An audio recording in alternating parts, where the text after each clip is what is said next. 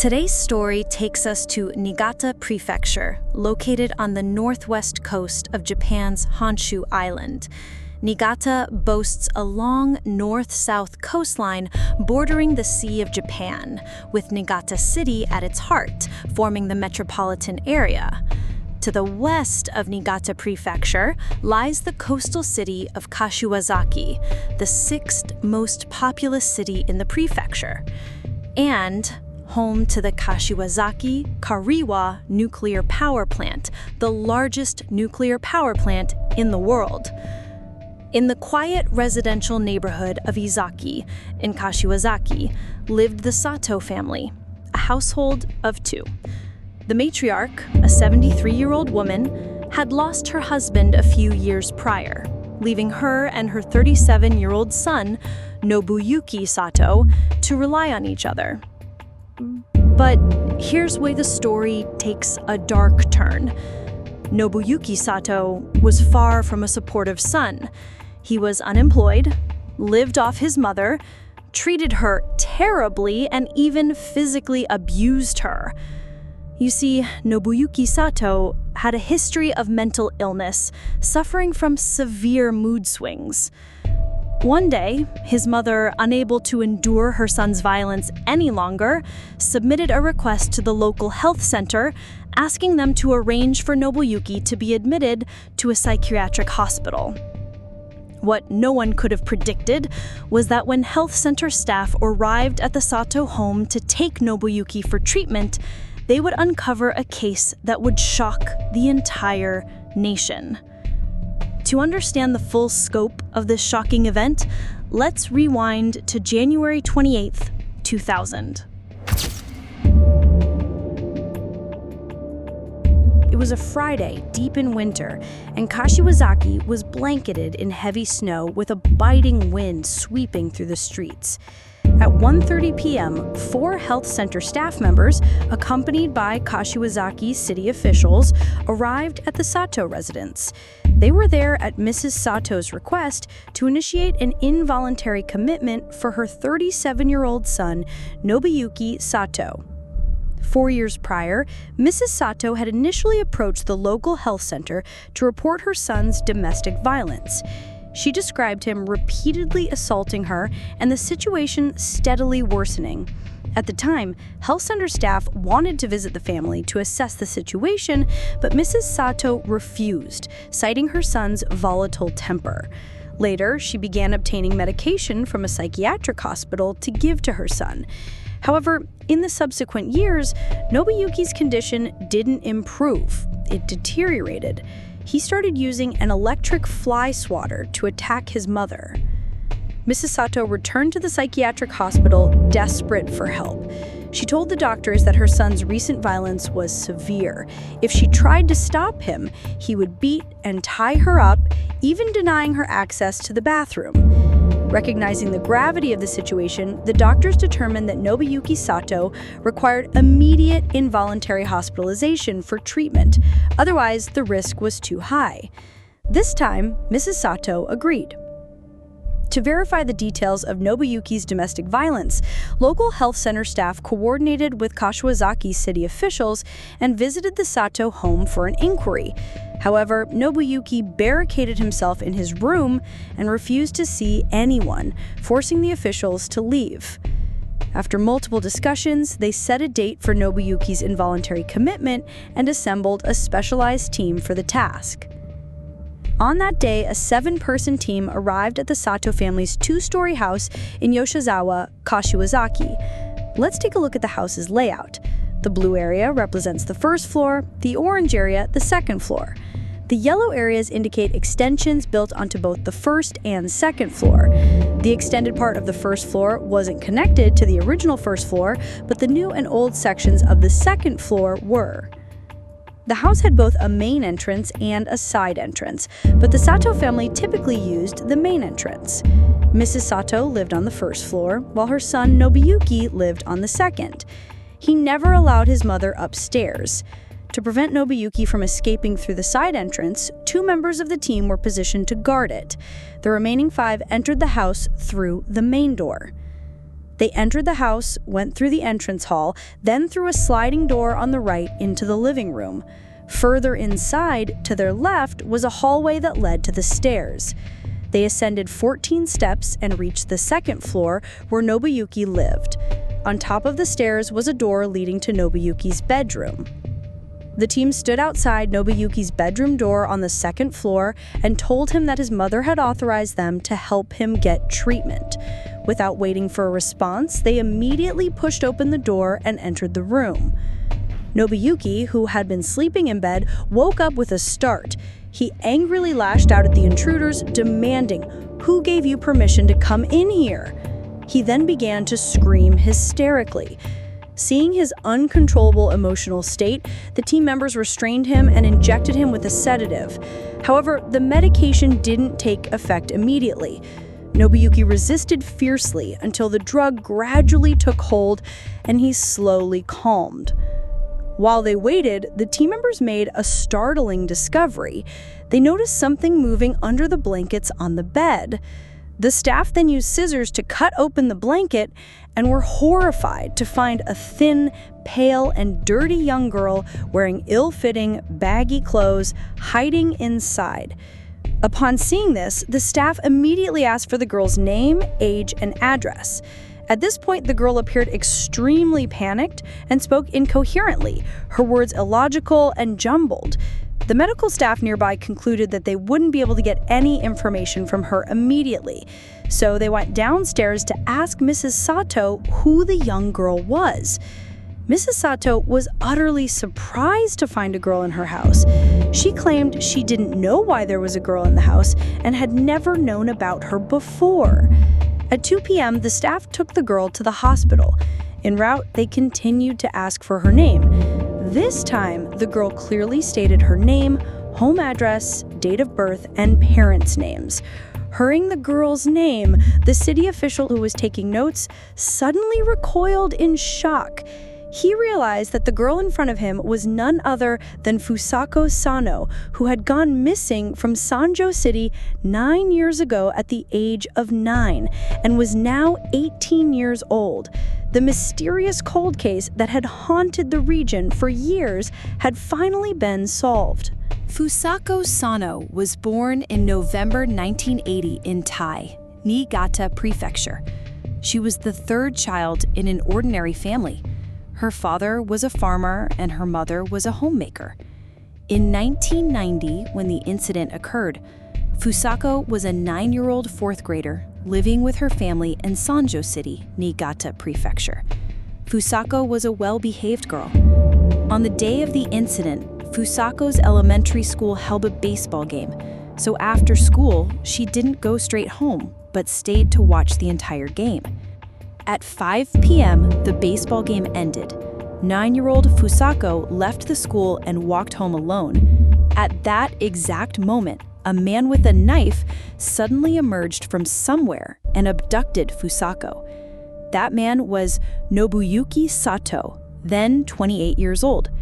He forced Fusako into his car and drove her to his home, where he imprisoned her in his second-floor bedroom.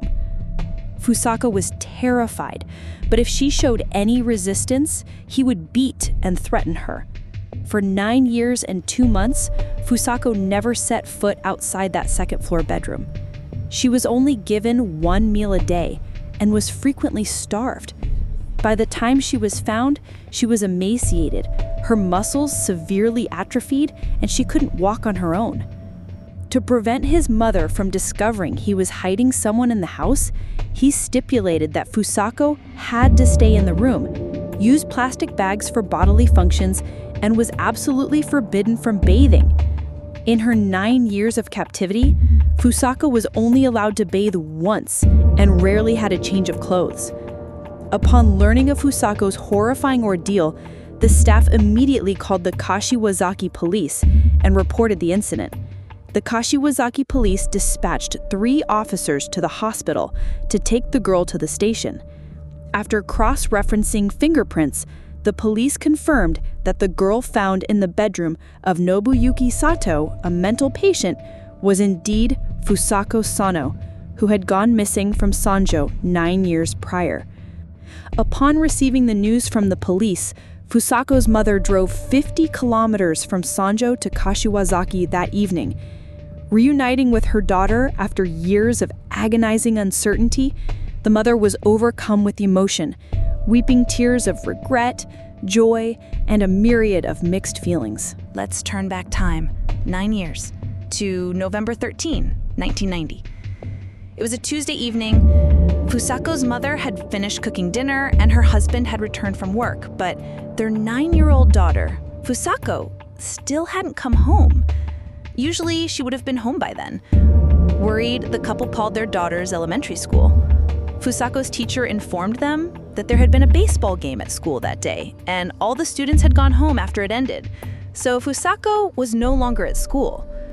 Hearing this, the couple became extremely anxious, fearing their daughter was lost. They contacted relatives and friends to help them search. They scoured every street from the school to their home, but by then it was dark and only a few people were still out. No one had seen a 9-year-old girl. After a few hours of fruitless searching, Fusako's parents were terrified that their daughter would never return. At 7:45 p.m. that evening, they reported her missing to the police, asking for help. Upon receiving the report, the Sanjo police immediately launched an investigation. They coordinated with teachers and school staff to research the route from the school to Fusako's home, while also gathering information from residents and passersby. Small, secluded roads, fields, and desolate areas were also included in the search. Within 3 days of Fusako's disappearance, over 200 people joined the search. The Sanjo police established a special investigation team and expanded the search radius to neighboring towns. They even deployed police dogs and helicopters to assist in the search. The Sanjo police printed 2,000 missing person flyers with Fusako's photo and personal information, distributing them throughout Sanjo City and its surrounding towns, hoping to find witnesses. In addition to distributing flyers, the police also investigated suspicious individuals loitering in the city, especially around elementary and junior high schools. Later, the Sanjo police printed an additional 20,000 flyers and distributed them along the entire Banetsu West railway line. Initially, the police suspected Fusako might have been involved in a traffic accident, but they found no skid marks or collision traces on the roads from the school to her home, so they ruled out that possibility. It was discovered that Fusako didn't usually walk on the main road, but took a small, secluded path to and from school. Typically, only locals familiar with the area would use that path.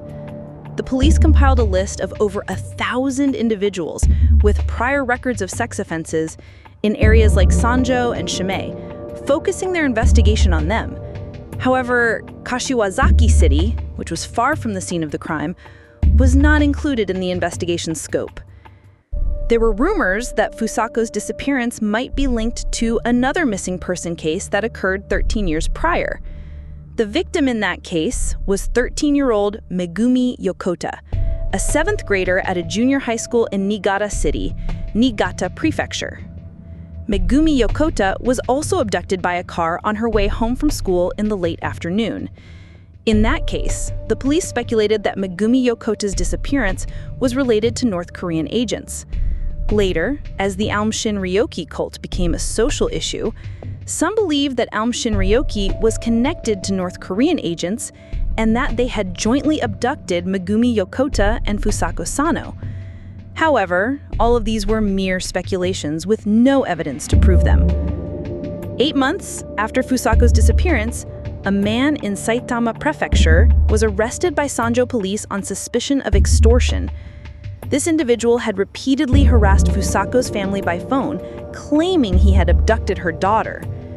For 9 consecutive years, on November 13th of each year, Sanjo police would visit Fusako's school and nearby routes to distribute missing person flyers. To prevent similar incidents, Sanjo police identified 22 dangerous spots at elementary and junior high schools in the city and developed a safety strategy for students on their way to and from school. Police patrolled the roads around elementary and junior high schools in the city, using loudspeakers to remind students to be careful and urging children playing on the streets to go home early, not to go alone, and not to trust strangers. Throughout the years of her daughter's disappearance, Fusako's mother never gave up hope of finding her. And after 9 long and arduous years of suffering, she was finally reunited with her daughter. As for Nobuyuki Sato, after being admitted to the hospital, he was forced to undergo psychiatric treatment for 2 weeks. Afterwards, the police arrested him on suspicion of kidnapping a minor. Once he was apprehended, many more details of the case came to light. Nobuyuki Sato was born in July 1960 in Kashiwazaki City, the center of Niigata Prefecture. Nobuyuki Sato's father had previously worked as a private driver in Tokyo, responsible for chauffeuring company executives. He later returned to his hometown in Kashiwazaki and established a local taxi company. Nobuyuki's father had been married twice. He had 5 children with his first wife. After his first wife passed away, he married his second wife, who became Nobuyuki's mother. At the time, he was 61 years old and his wife was 36. Nobuyuki's mother worked in the insurance industry. When Nobuyuki was born, his father was 62 years old. As his only son born in his later years, he doted on him excessively. This indulgence not only ruined Nobuyuki himself, but also harmed others. When he was in first grade, his father built a new house in the Yuza Kashiwazaki neighborhood and dedicated a spacious 16-square-meter western room on the second floor as his bedroom. This very bedroom would later become the place where he held young Fusako captive. In junior high school, he became fearful and hated going to school because his father was over 70 years old, and his schoolmates often mocked his father, saying he looked like Nobuyuki's grandfather. After that, he began to develop psychological problems and suffered from severe obsessive-compulsive disorder, OCD, related to cleanliness.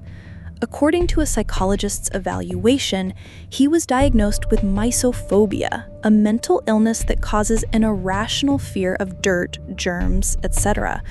Nobuyuki always felt his father was old and dirty, and he hated being close to him. In high school, although he reached a height of 1.75 meters, about 5'9", he spoke in a very soft, unmasculine voice. He was ridiculed by his friends for loving men. Additionally, he was mocked for his father's age, and some even taunted his mother for marrying an old man for money. These experiences caused severe psychological trauma to Nobuyuki. Around the same time, he began to vent his anger on his family. He would argue with his father, asking why he married his mother, and criticize his mother for marrying his father. After graduating from high school, he didn't attend college. At his mother's suggestion, he became a worker at a machinery parts factory. However, he always felt uncomfortable for odd reasons, like spiders in the factory or dirty clothes. He only worked at the factory for 3 months before quitting. After that, he stayed at home, refusing to work, despite his parents' pleas. At 19, he committed a shocking act. He forced his father out of the house. The helpless father had no choice but to move into a nursing home. From then on, he frequently argued with his mother at home. In one argument, he set fire to the family's Buddhist altar. Fortunately, the fire was discovered in time and didn't spread. Afterwards, he was diagnosed with obsessive-compulsive disorder at the psychiatry department of Niigata National Hospital and had to be treated with medication for a month. At 23, to escape his mother's control, he asked her to expand the house to create more living space for himself. Hearing this, his mother thought it was a good sign that her son was growing up and wanted to be independent, so she agreed. She spent 7 million yen, approximately a 1.1 billion yen at current value, to build a new section on the west side of the old house. The extension was 2 stories. The new second floor was built on the foundation of the old second floor, with no partition from the old part and far from his bedroom. Construction was primarily carried out when he wasn't home. However, during the construction process, he repeatedly refused to allow workers upstairs, causing construction to stop midway and only be half completed. The newly built area on the first floor was not connected to the old area. He never worked, and at home, he frequently ordered his mother to do things for him, like buying idol CDs or horse racing newspapers. People often saw Mrs. Sato accompanying her son to the Niigata and Sanjo horse racing tracks to watch races. Once, after winning a bet, he forced his mother to buy him a high-quality tuna sushi meal. If his mother refused, he would beat her, even in public.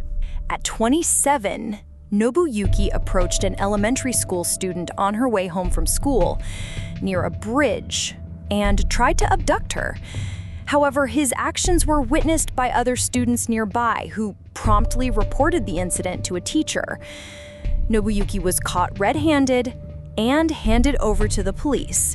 He was sentenced by the Niigata District Court to 1 year in prison, suspended for 3 years, for indecent assault. At the time, the court believed his likelihood of reoffending was low and entrusted his supervision and guidance to his mother. The police did not record his crime at that time, which is why when the Fusako disappearance occurred, the police did not visit his home for investigation. 2 months after his indecent assault on an elementary school student, his father passed away at the nursing home at the age of 89. During his 3-year suspended sentence, he not only showed no remorse, but also committed a second crime. And then, at 3 p.m. on November 13th, 1990, the day of the incident, 28-year-old Nobuki Sato drove his mother's car alone, leaving their home in Kashiwazaki. After passing through Nagaoka City, he drove along National Route 8 towards Niigata City. As he approached Sanjo City, he turned onto a rural road. At 5 p.m., while driving on the rural road, he suddenly saw a 9-year-old girl, Fusako Sano, walking home alone. Since no one else was around, he had evil intentions and decided to abduct her. He drove his car in front of Fusako and waited for her to approach. As Fusako was about to reach the car, he got out, holding a knife. Fusako was too young and encountered a sudden vicious criminal. She didn't know what to do. He held the knife to Fusako's chest, threatening her to stay silent and say nothing. He opened the trunk of his car and ordered Fusako to get inside. Fusako dared not resist and complied. He then drove Fusako to his home in Kashiwazaki, intending for her to live with him. At 7 p.m., he stopped the car under a bridge. He opened the trunk to check on Fusako's condition, then tied her hands and feet and blindfolded her. At 8 p.m., he drove back to his home in Kashiwazaki. To avoid being discovered by his mother, he parked the car at the side entrance, then carried Fusako out of the trunk and took her to his second-floor bedroom. Next, he went downstairs, drove his car to the main entrance and parked it, pretending he had just entered the house through the main entrance. Then, he returned to the second-floor bedroom, entered the room, removed Fusako's blindfold, and said, "Do you want to become a kidnapped and murdered girl?" Nobuyuki was using a past case of detention and murder to warn her. If she didn't obey, he wouldn't need her anymore. He would bury Fusako in the mountains or throw her into the sea. He ordered Fusako not to scream, cover her face, or hide under the blankets when he entered the room, and not to leave the bed. If Fusako disobeyed, he would beat her. Therefore, during the initial period of her captivity, Fusako was threatened and beaten by him almost every day. Her hands and feet were often tied, preventing her from moving. Later, although her hands were untied, Fusako's feet remained tied for an entire year. This gradually extinguished Fusako's will to escape. He then began to use an electric fly swatter as an attack tool. If Fusako didn't clean the bedroom or cried in front of him, she would be electrocuted. In her captivity, Fusako was beaten at least 700 times, with 300 of those being severe beatings. Initially, Fusako was given 3 meals a day, but her portion was gradually reduced until it was only 1 meal a day. Within just a few months, Fusako's health deteriorated due to malnutrition. She began to show signs of fainting.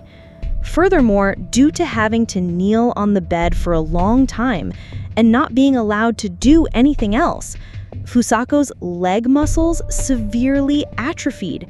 She couldn't stand up on her own without his assistance. Regarding going to the bathroom, Fusako was not allowed to use the toilet, but had to use plastic bags. Fusako lived like this for over 9 years, until the day Nobuyuki was forced into psychiatric treatment and she was finally freed. After the incident, many people questioned Fusako. For 9 years and 2 months in captivity, why did she never think of escaping? Some believed that Fusako suffered from Stockholm Syndrome during her captivity. Stockholm Syndrome, also known as Captor Identification Syndrome, is a psychological condition in which long-term hostages develop a positive relationship with their captors, showing empathy, identification, admiration, affection, dependency, etc., and having a harmonious and friendly relationship with them, even helping the captors. Therefore, many believed that Fusako had given up the idea of escaping and chose to stay and live with Nobuyuki after developing Stockholm Syndrome. However, this hypothesis was later refuted. A psychological expert stated that during her captivity, even when not physically tied, Fusako always felt as if her hands and feet were bound by an invisible rope. She dared not escape or cry, forced to remain there to survive.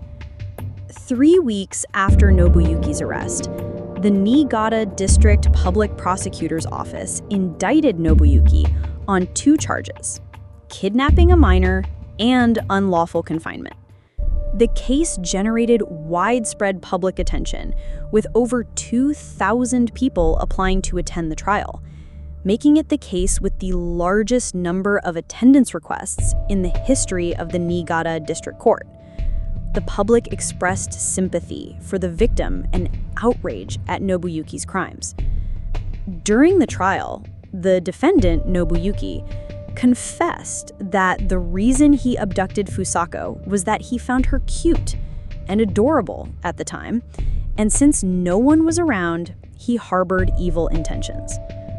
Throughout the 9 years of Fusako's captivity, Nobuyuki claimed that he always considered Fusako a good friend, teaching her about horse racing, cars, etc., with the goal of being with her forever. The police pointed out that the victim, Fusako, did not willingly learn those things during her captivity. She could only follow his orders to avoid being beaten. He believed that Fusako was the most suitable girl for him to talk to. Therefore, he adamantly refused to let her go. The police also suspected Mrs. Sato, Nobuyuki's mother, who lived on the first floor of the house, might have been an accomplice in the case. But the defense lawyer argued that Nobuyuki's mother had no idea there was a third person in the house besides herself and her son.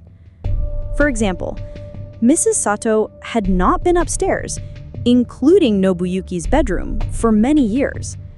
The police also found no fingerprints of Mrs. Sato in Nobuyuki's bedroom or other rooms on the second floor.